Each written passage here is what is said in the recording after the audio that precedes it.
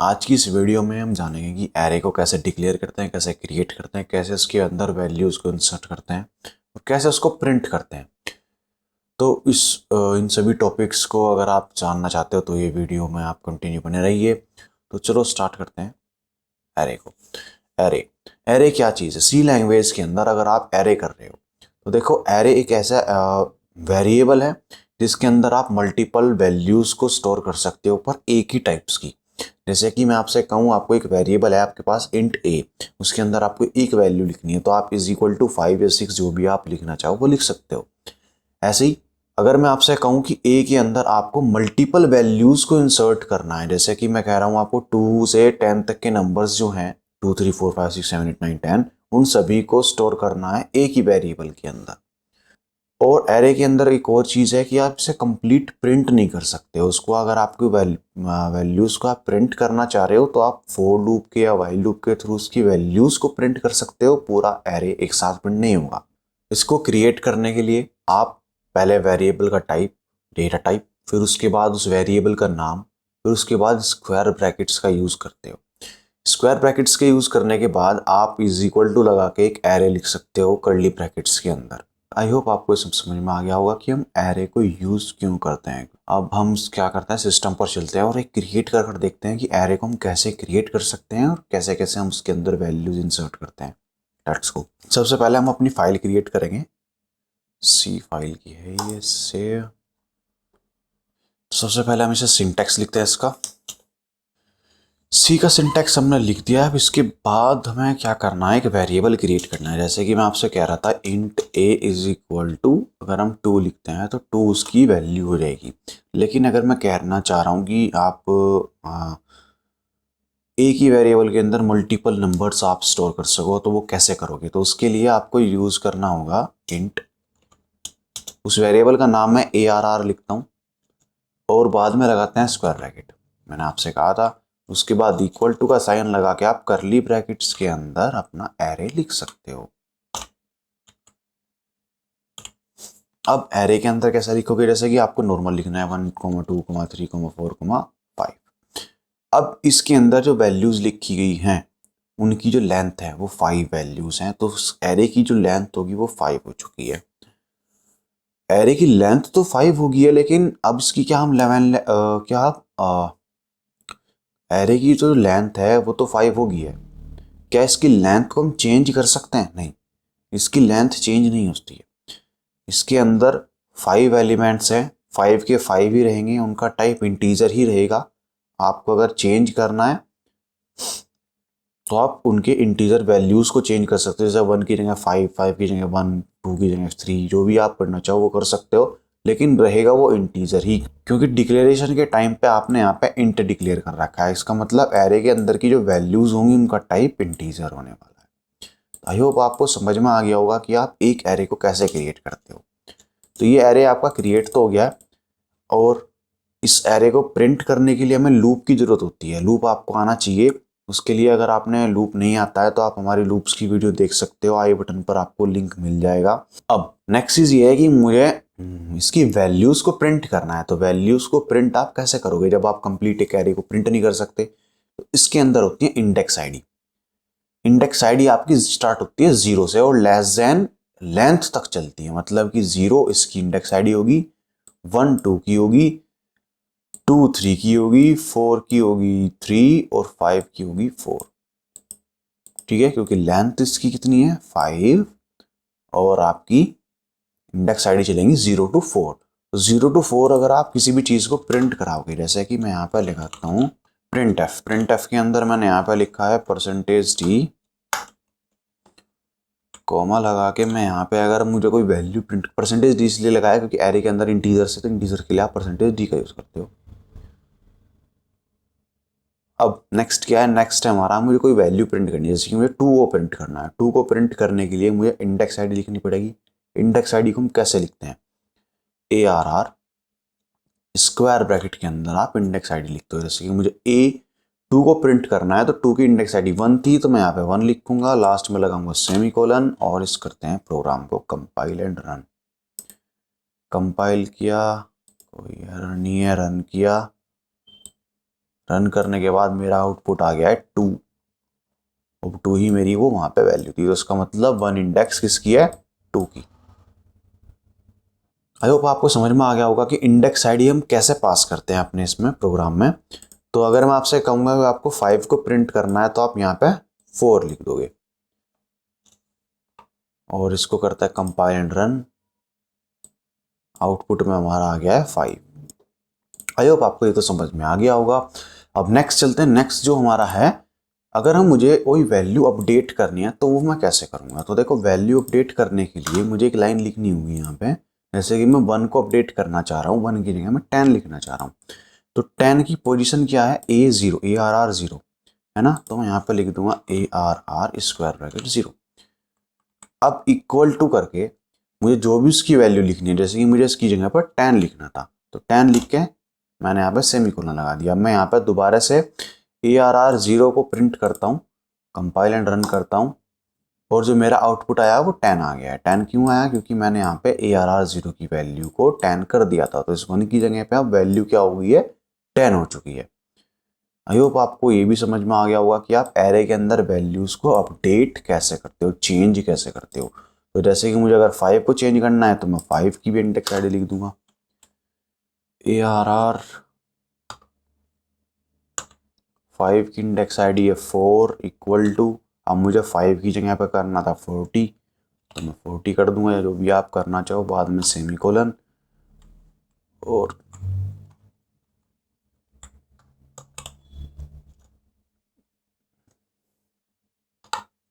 यहाँ पे कर देंगे हम 4। अब दोनों वैल्यूज को प्रिंट करते हैं, कंपाइल एंड रन करते हैं इस प्रोग्राम को। आउटपुट में हमारा आया है, देखो यहाँ पे 10 और 40, ठीक है। आई होप आपको विजिबल होगा 10 40। तो 10 वैल्यू किसकी है, 0 इंडेक्स की, और 40 वैल्यू किसकी है, आपकी 4th इंडेक्स की। तो 4th इंडेक्स पे क्या है, 0 1 2 3 4, 5 की वैल्यू 40 हो चुकी है। तो आई होप आपको वैल्यूज को अपडेट करना आ गया होगा कि हम एरे के अंदर वैल्यूज को अपडेट कैसे करते हैं। नेक्स्ट चलते हैं।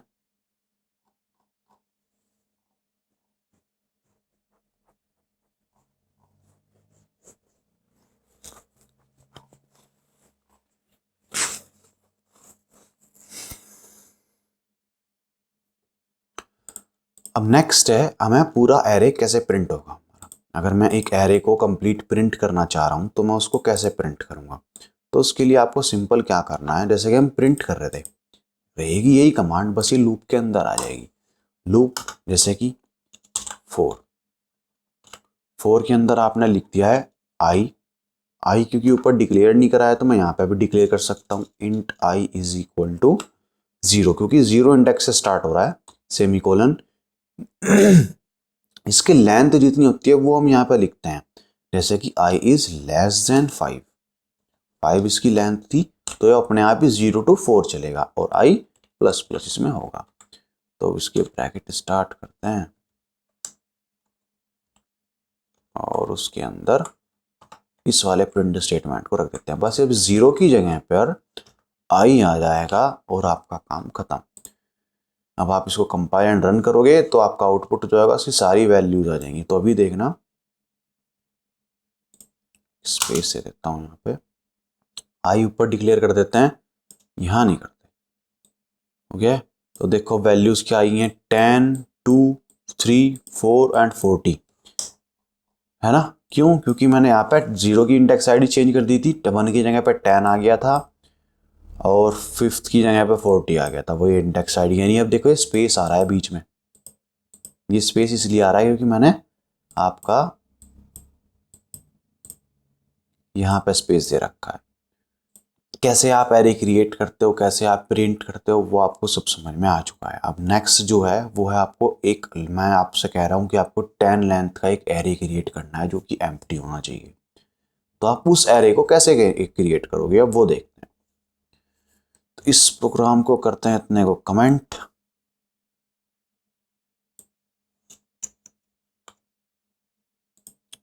और अपना लिखते हैं नया प्रोग्राम। तो अगर हमें कोई एरे क्रिएट करना है जिसकी लेंथ हमें पहले से डिसाइड करनी है पर उसकी वैल्यूज उसके अंदर नहीं होनी चाहिए, तो उसे बोलते हैं हम एम्प्टी एरे क्रिएट करना। एम्प्टी एरे को हम कैसे क्रिएट करते हैं वो देखते हैं।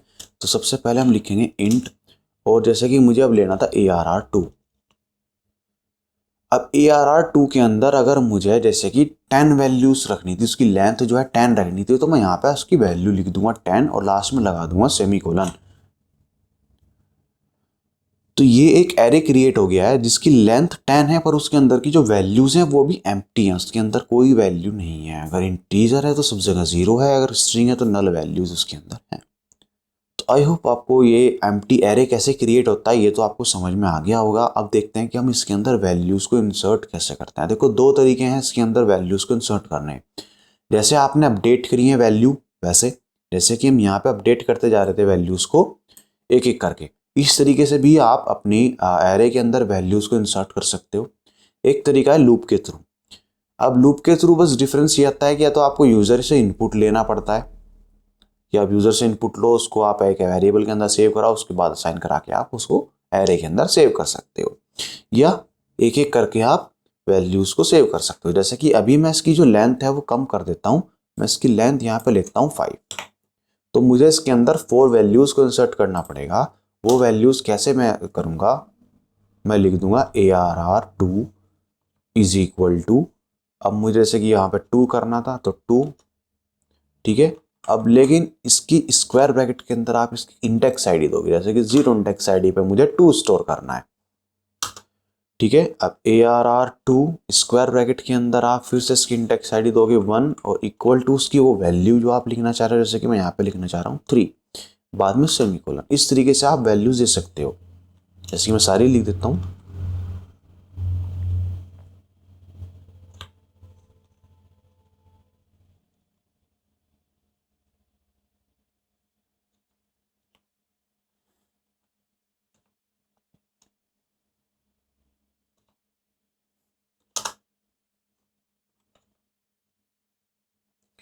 ARR2 स्क्वायर ब्रैकेट के अंदर वैल्यू 4 और इसके अंदर आ गया आपका वैल्यू 6।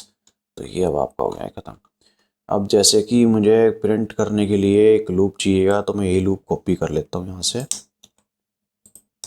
पेस्ट, इसको अनकमेंट करते हैं, ARR की जगह ARR2 कर देते हैं, हमारा काम खत्म, ठीक है। क्योंकि लेंथ 5 ही है तो हमने यहाँ पे अभी 5 लिख रखा है, तो यहाँ पे भी 5 हम लिख सकते हैं लेंथ, उतना ही टाइम चलेगा लूप। बस आई को डिक्लेयर करना रह गया है, वो हम यहाँ पे कर देते हैं इंट आई सेमीकोलन, करते हैं कंपाइल एंड रन।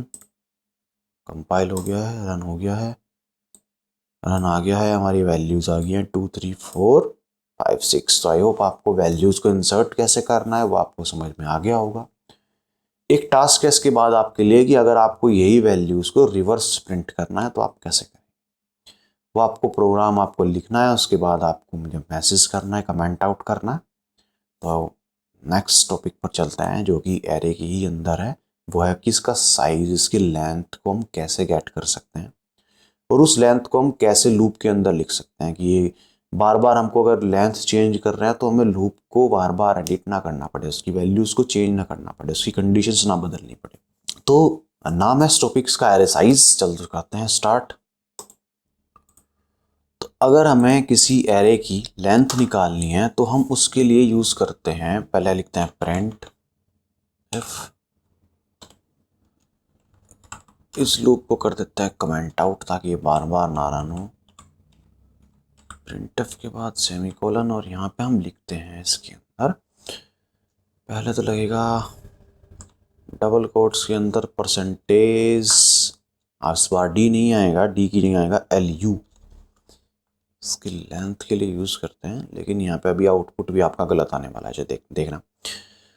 उसके बाद हम यहाँ पे लिखेंगे साइज, साइज ऑफ हमें किसका निकालना है, ARR2 का। तो करते हैं प्रिंट, इसको आउटपुट में आने वाला है 20। अब ये आ गया देखो 20 क्यों आया, 20 इसलिए आया क्योंकि इसके अंदर वैल्यूज तो 5 ही हैं, लेकिन हर एक वैल्यू, हर एक एलिमेंट का जो साइज है, 0 इंडेक्स का जो साइज है वो 4 बिट बाइट्स होता है। तो 4 bytes into 20 into 5 sorry 4 bytes into 5 is equal to 20। तो इसीलिए हमारा आउटपुट जो था वो 20 आया था। लेकिन इस चीज़ को सॉल्व करने के लिए हम क्या करते हैं, अगर मैं इसी को डिवाइड कर दूं इसके साइज से 4 से तो मेरा आउटपुट सही आ जाएगा, है ना। तो लेकिन उसके लिए मुझे इसका इंटीजर बनाना ज़रूरी है। तो उसके लिए हम लिखेंगे, मैं इसको भी कमेंट आउट कर देता हूँ, और उसके लिए हम यहाँ पे एक वेरिएबल ले लेते हैं। वेरिएबल का नाम लेंगे int length. Length is equal to, length यानी मैं अंदर मैंने लिया है साइज ऑफ एरे, ठीक है। अब जो इसका साइज जो है एक एरे के एक एलिमेंट का जो साइज है वो 4 बाइट्स है। तो 4 बाइट्स को अगर मैं 4 बाइट्स से डिवाइड कर दूं, डिवाइडेड बाय 4, तो भी आपका आउटपुट सही आ जाएगा। लेकिन अभी आप इंटीजर ले रहे हो, फिर आप कैरेक्टर लोगे या स्ट्रिंग्स लोगे, तो उनमें आप बार बार डिसाइड करते रहोगे कि क्या होगा। तो सबसे बेस्ट तरीका जो है वो डिवाइडेड का साइन लगाओ स्लैश, और यहाँ पे दोबारा से लिख दो साइज ऑफ। साइज ऑफ किसका, एक पहले एलिमेंट का। तो जीरो इंडेक्स यहाँ पे दे, तो क्या करेगा वो जीरो इंडेक्स का जो साइज होगा उसे डिवाइड कर देगा आपको। तो इस तरीके से आप एक परफेक्ट आप लेंथ निकाल सकते हो कि लेंथ कितनी होगी। लास्ट में लगेगा सेमीकोलन, और आप यहाँ पे कर दोगे प्रिंटफ। इस बार डबल कोट के अंदर परसेंटेज डी आएगा, क्योंकि लेंथ जो है वो आपका इंटीजर है। और यहाँ पे आप लिख दोगे लेंथ, बाद में लगाओगे सेमीकोलन, प्रोग्राम को करोगे कंपाइल एंड रन, और आपको मिलेगा अच्छा सा आउटपुट जो होगा 5। अब आपको वह लेंथ की वैल्यू मिल चुकी है 5। तो अब आपको क्या करना है, जैसे कि हमारे पास अब परफेक्ट वैल्यू आ गया, मैं इसकी लेंथ चेंज करता हूँ। मैंने इसकी लेंथ यहाँ पे 5 की जगह पे 6 कर दी, ठीक है। अब मैं इसका भी आउटपुट आपको दिखाता हूँ, और इसके आउटपुट के बाद \n का यूज कर देते हैं ताकि दोनों मिक्स ना हो। कंपाइल एंड रन करते हैं। आउटपुट आया 24, क्यों, क्योंकि 6 इंटू 4 24, और लेंथ कितनी आ गई है 6। तो आपको कोई चेंज नहीं करना पड़ा। आई होप आपको समझ में आ गया होगा। लेकिन हमने इसके अंदर जो वैल्यूज लिख रखी हैं वे 5 एलिमेंट्स हैं। 6th एलिमेंट क्या होगा, उसके लिए लूप को प्रिंट करना पड़ेगा। तो लूप को करते हैं control X and control V, और कमेंट आउट से हटाते हैं इसको। उसके बाद हम यहाँ पर इसकी जगह पर लेंथ लिख देंगे। यहाँ पे